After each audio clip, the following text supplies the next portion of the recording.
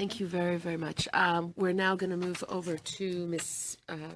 Khalid, who has 7 minutes. Thank you, Chair, and thank you very much, Madam Quintos Deles, for your testimony and for the great work that you're doing.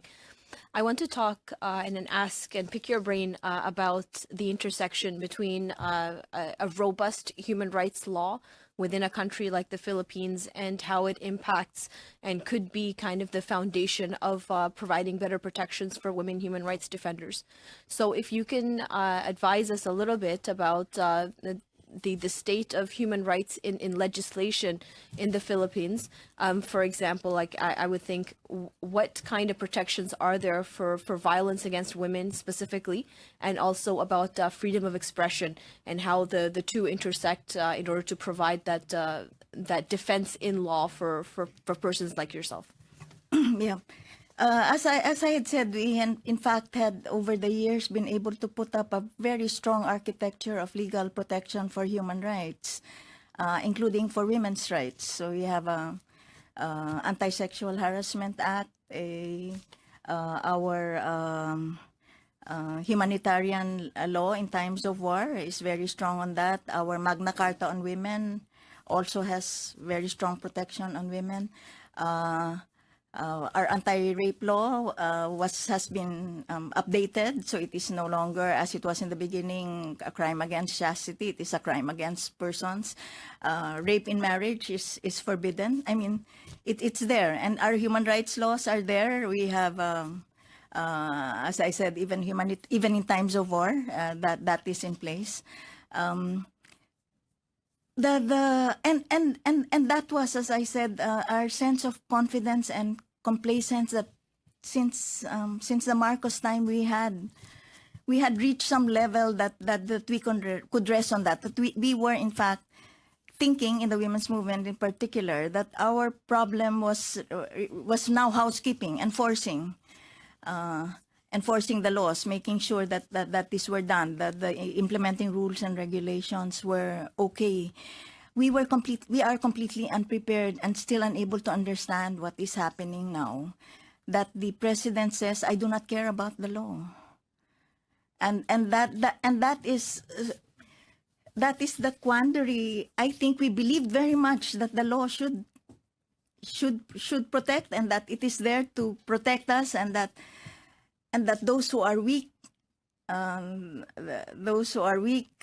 especially need it, that we need the rule of law, and over the years had been undergoing this reform, including the reform of the security sector.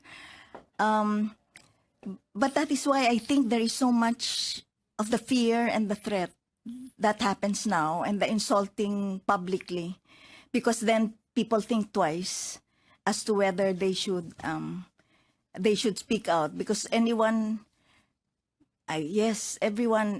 who has dared to raise a question has received it in verbal assaults. Well, just a few hours ago, when Senator Drilon, one of our veteran senators, told him just to be careful in the review of the contracts of government, said, "Well, if you don't stop it, I will suspend the writ of habeas corpus, and I will arrest all of you. You are no different from rebels, criminals, and drug users. I will arrest all of you." That is what he said. So the law is important, but it has really what the sort of assault on human rights and the rule of law, and the lack of reservation in the way personal attacks are being made did stunt us for a while, but the law is there. So that is what we are counting on, that there will be a time of reckoning. And I think in time that people are getting braver and collectively coming together to say, this cannot be. So the law is important, but it also, I think, the dilemma is that we now have leaders like this who seem to think they can get away. Right. You spoke, and we do allow them for a while. You spoke about having a social media campaign around collectively defending somebody who was being attacked and then slut-shamed, as you said. So can you talk a little bit about the role of social media and the internet in terms of really raising awareness of what the law is in the land and creating kind of a united front against people that violate that law? In the Philippines, social media has been two-edged. And I will have to say that the ones who weaponized it against human rights used it first. That the trolling is terrible. And the trolling is sexual. And it threatens rape. And the rape not just of you, but of your children.